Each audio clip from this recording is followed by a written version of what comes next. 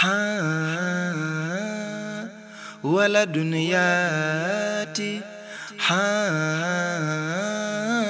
ولد ياتي شكرا شكرا شكرا شكرا. La nuit du destin. Laylatul Qadr. La descente du Coran est la sourate Al-Qadr, la destinée. بسم الله الرحمن الرحيم إنا أنزلناه في ليلة القدر وما أدراك ما ليلة القدر ليلة القدر خير من ألف شهر تنزل الملائكة والروح فيها بإذن ربهم من كل أمر سلام هي حتى مطلع الفجر. Nous l'avons certes fait descendre le Coran dans la nuit d'Al-Qadr. Et qui te dira ce qu'est la nuit d'Al-Qadr? La nuit d'Al-Qadr est meilleure que 1000 mois. Durant celle-ci, descendent les anges ainsi que Ruhu, par permission de leur Seigneur pour tout ordre. Elle est paix et salut jusqu'à l'apparition de l'aube. La nuit d'Al-Qadr est un événement particulier dans l'islam qui a suscité beaucoup de débats au sein des savants musulmans. Des divergences ont été notées dans l'interprétation du texte coranique et dans l'étude des hadiths prophétiques. Cependant, avec l'avènement du témoin oculaire de l'histoire sainte, nous assistons au dévoilement d'un pan important de l'histoire sainte, jusque-là ignoré par la majeure partie des savants et oulémas du monde musulman. L'enseignement de Seydi Mohammed El-Cheikh renvoie à la connaissance de la certitude, al-Muyaqin. À travers ce documentaire, nous allons cheminer ensemble à la découverte de cette fameuse nuit de Laylatul Qadr. La nuit d'Al-Qadr est littéralement traduite par nuit du destin. Mais quand on interroge par haqiqa, on saura que sa vraie définition dépasse de loin une simple nuit de décret. C'est une nuit qui compte deux cadres. Le premier est la dimension officielle, enseignée dans les livres et manuscrits. L'autre cadre est la dimension officieuse que seuls les gens de Ghaib comprennent. C'est ce second cadre, non relaté par les livres, qui nous intéresse. Seydi Mohammed El-Cheikh nous révèle que le mot Al-Qadr est un mot de la haqiqa signifiant une nuit qui englobe des événements se déroulant dans le monde Ghaib. C'est une cérémonie qui se tient au monde Ghaib, et ce qui va en ressortir comme fuyudat, effluent de lumière, va descendre jusqu'à ce qu'en bénéficient les habitants du monde terrestre. C'est cela que Dieu appelle Al-Qadr. C'est du domaine de la haqiqa. Dieu dit, je cite, « Nous l'avons certes fait descendre, le Coran, dans la nuit d'Al-Qadr. Et qui te dira ce qu'est la nuit d'Al-Qadr? La nuit d'Al-Qadr est meilleure que 1000 mois. » Nous remarquons que Dieu n'a pas révélé ce qu'est la nuit d'Al-Qadr. Il s'est contenté simplement de déclarer qu'elle est meilleure que 1000 mois. Dieu n'a donc point défini la nuit d'Al-Qadr. Il nous a plutôt informés de l'énorme grâce que renferme cette nuit. Allah subhanahu wa ta'ala, dans le deuxième verset de la sourate, pose une question qui suscite l'attention. Et qui te dira ce qu'est la nuit d'Al-Qadr? Il y répondit, non pas en donnant une explication détaillée de la nuit, mais plutôt en présentant les grâces et les bienfaits liés à cette nuit. La nuit d'Al-Qadr est meilleure que 1000 mois. Elle est paix et salut jusqu'à l'apparition de l'aube. Il ne s'arrête pas là. Il nous décrit l'enchaînement des événements de la nuit avec l'arrivée des anges dirigés par Ruhu. Nous tenons à préciser que Ruhu n'est pas Jibril. Ils sont deux anges distincts. La réalité de l'ange Ruhu est différente de celle de l'ange Jibril. Bismillahirrahmanirrahim. Inna anzalnahu fi laylatil qadr.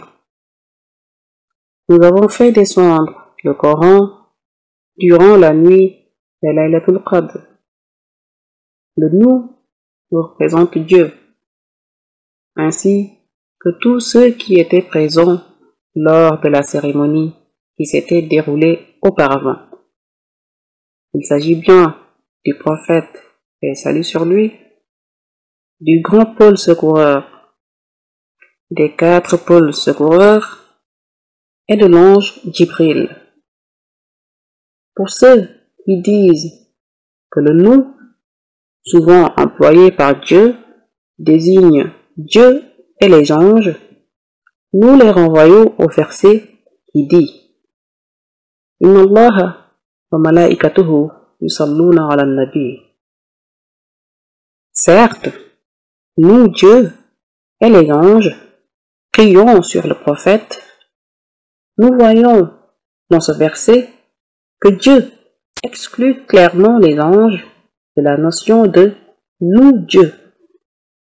Car il dit nous Dieu et en tant que conjonction de coordination, les anges.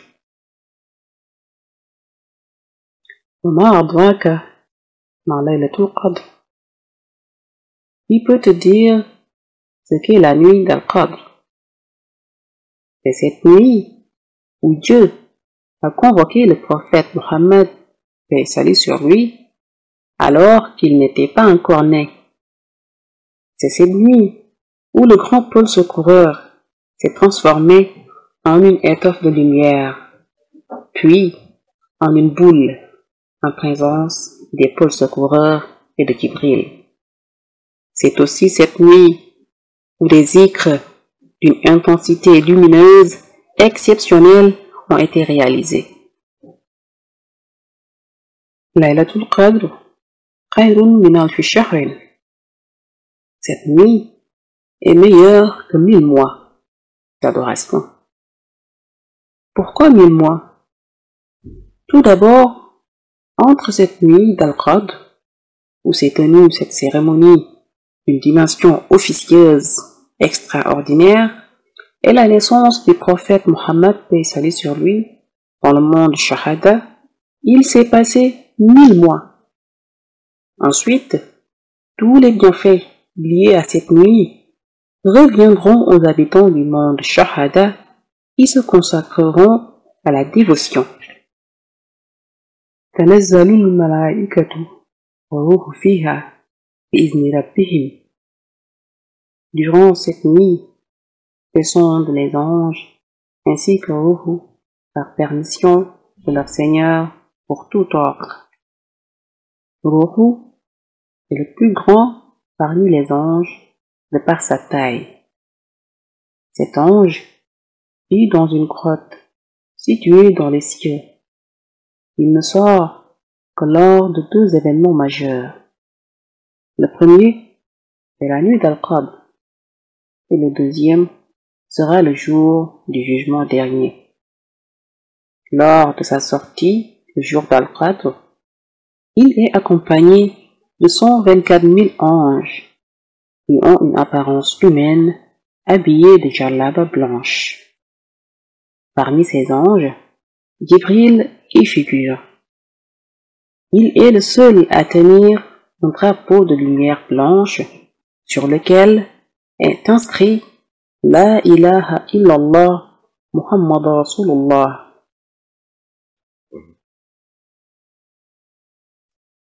Ruhu dirige la délégation et ils se rendent tous à Médine au tombeau du prophète et salut sur lui.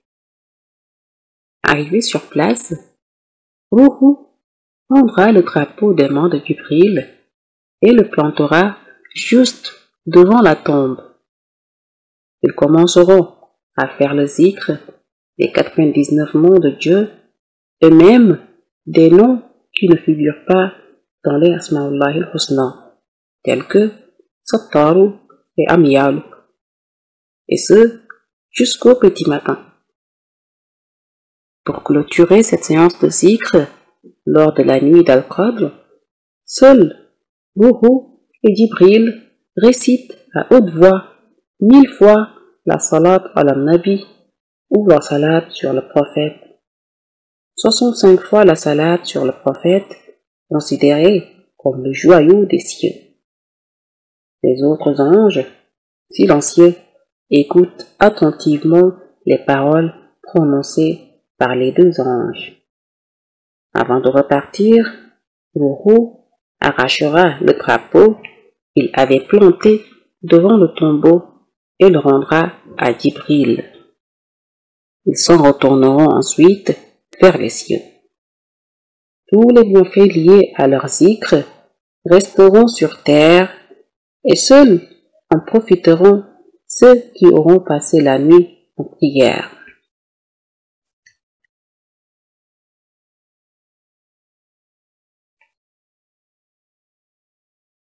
من كل أمر سلام هي حتى مطلع الفجر. Elle est paix et salut jusqu'à l'apparition de l'aube. Ruhu, Jibril et la délégation clôturent la prière à 4h00 du matin.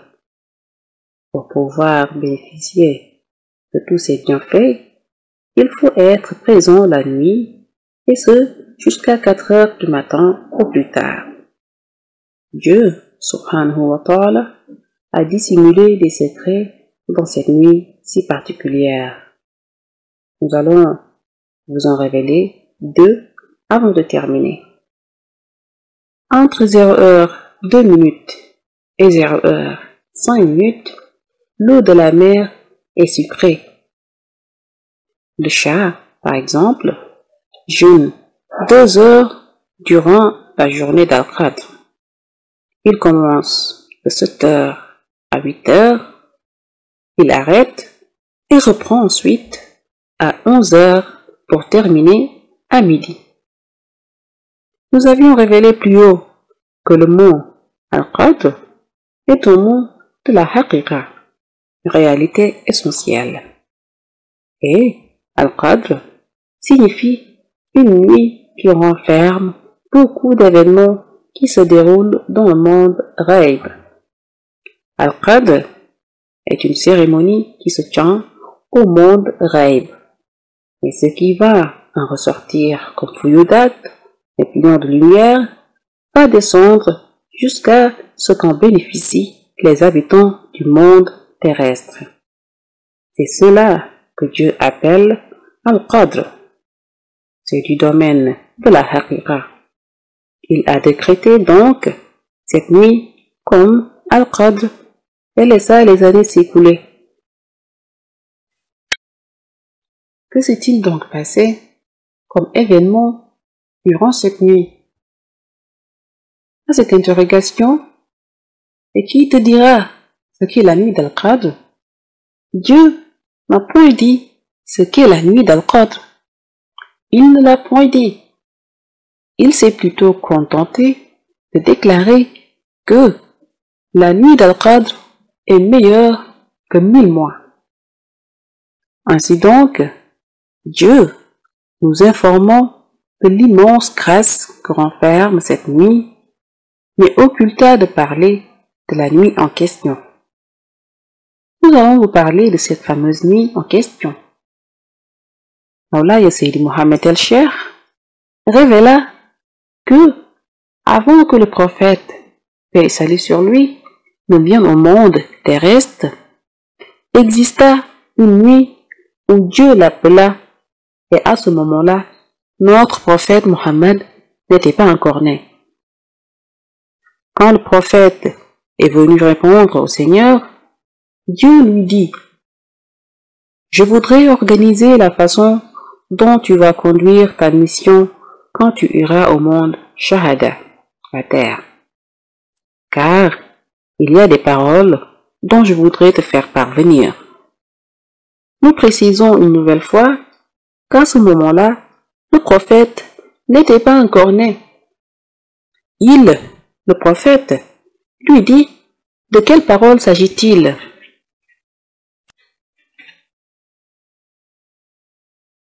Dieu dit: au nom d'Allah, le tout miséricordieux, le très miséricordieux.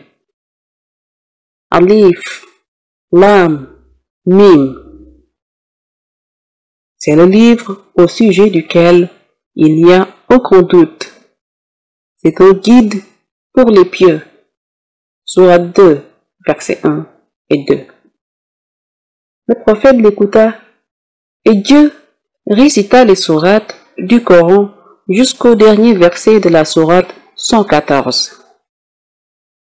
Avant donc que le prophète ne naisse au monde, exista une nuit où Dieu le convoqua pour lui annoncer qu'il y a des paroles dont il voudrait lui faire parvenir.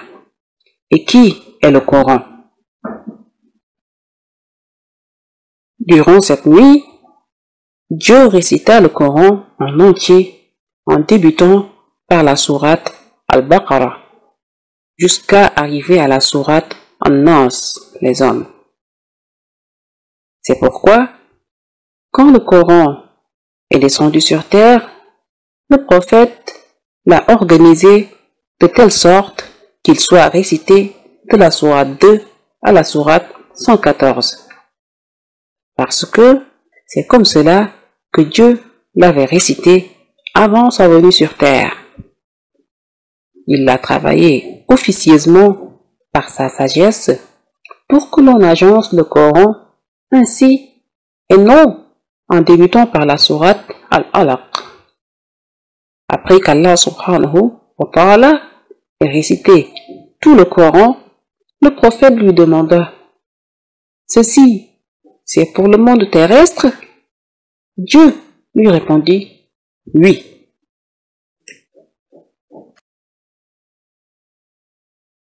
Je voudrais maintenant que tu organises comment tu vas procéder afin que lorsque tu iras au monde terrestre pour révéler aux hommes que tu es allé chez Dieu en une nuit et qu'il t'a enseigné un livre, que ces derniers, les hommes, ne soient point ébahis. Pour éviter de les ébahir, il faut qu'on joue une sorte de scénario. On filme des événements pour montrer comment les choses se sont passées. Et c'est ce qui a amené l'histoire qui s'est passée à la grotte de Hira avec la descente de Jibril, lui disant: lis. Le fait qu'il réponde: je ne peux pas lire, etc. Mais quand le prophète a fini d'écouter le Seigneur, il appela l'ange Gabriel et lui dit: comme c'est toi le porte-parole de Dieu au monde Shahada, c'est toi qui dois apporter les paroles dont j'ai entendu le Seigneur réciter en 114 sourates.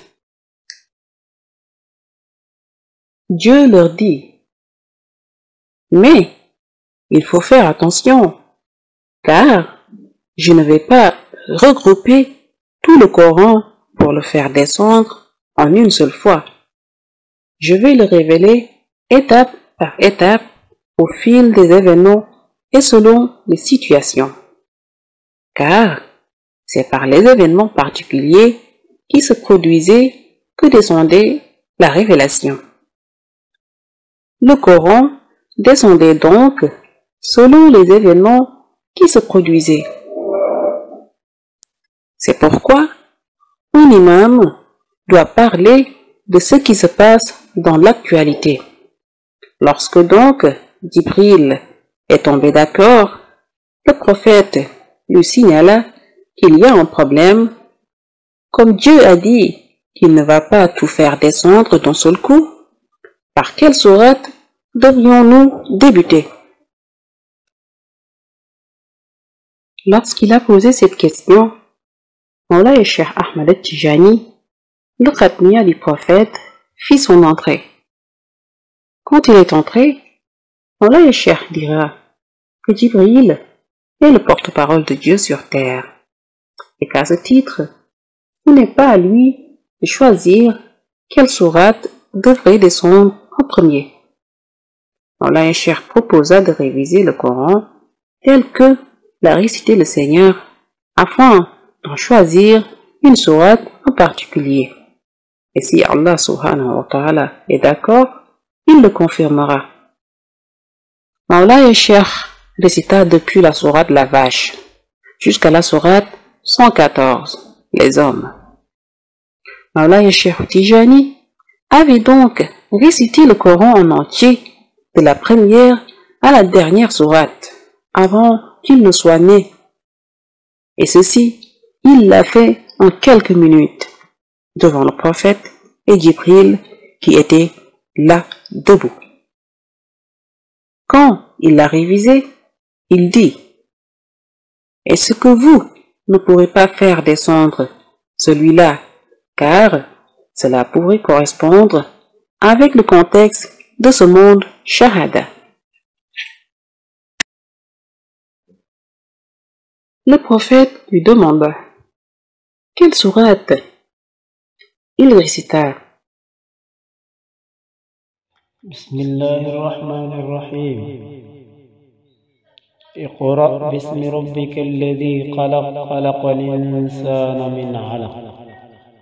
Iqra wa rabbuka al-akram alladhi 'allama bil qalam. 'Allama al-insana ma lam ya'lam. Au nom d'Allah, le tout miséricordieux, le très miséricordieux. Lis au nom de ton Seigneur, qui a créé l'homme d'une adhérence. Lis, ton Seigneur est le très noble. C'est lui qui a enseigné par la plume, a enseigné à l'homme ce qu'il ne savait pas. Sourate 96. Mawlaya Cheikh Ahmad al-Tijani dit: si Dieu est d'accord, on peut l'écrire sur ma personne.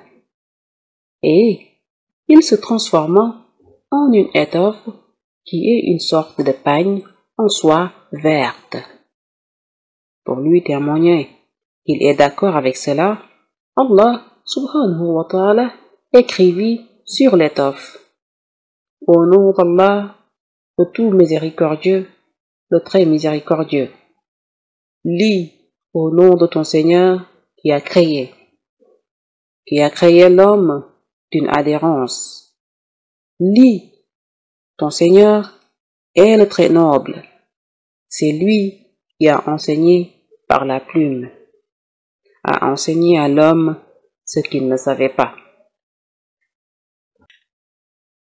Au déroulement de cet événement, le prophète n'était pas encore né. Dieu écrivit donc sur l'étoffe qu'est la personne de Mawlaya Cheikh Ahmad al-Tijani qui s'est transformé en un hijab, voile de lumière, et quand il termina, Mawlaya Cheikh al-Tijani se changeant ensuite en une balle de lumière ronde, une boule qui commença à tourner. C'est également en ce moment-là que les Artabs, grand pôle secoureur, ainsi que le Qutb al-Ahtab al-Kabir arrivèrent. La boule commença à tourner et les Artabs, qui sont au nombre de 4, escortèrent la boule qui se trouvait à leur centre. Lorsque la boule s'est déplacée sur la lumière divine en tournant sur l'océan, elle faisait du zikr en disant « Bi'izni l'arwatul bast, bi'izni nuru satiri, bi'izni l'arwatul bast, bi'izni nuru satiri ». Et c'est la boule où on a écrit la sourate 96 Al-Alaq. Les Artabs accompagnaient la boule et partout où elle va, ils l'accompagnaient.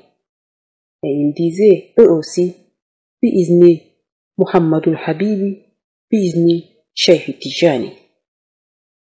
Et tout ceci concerne le Coran au moment où il était au niveau de la lumière divine au ciel. Le prophète n'était pas encore né, pour ceux qui pensent que c'est un événement récent.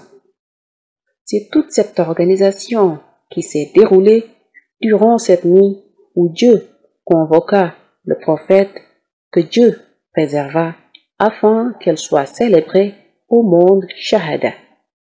Et c'est pourquoi Dieu décréta cette nuit en tant que nuit d'Al-Qadr.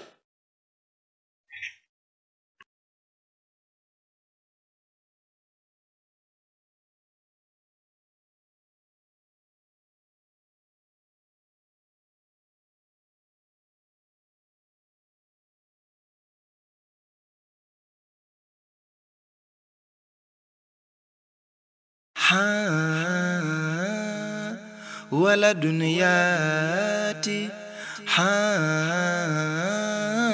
ولا دنياتي شكرا شكرا شكرا شكرا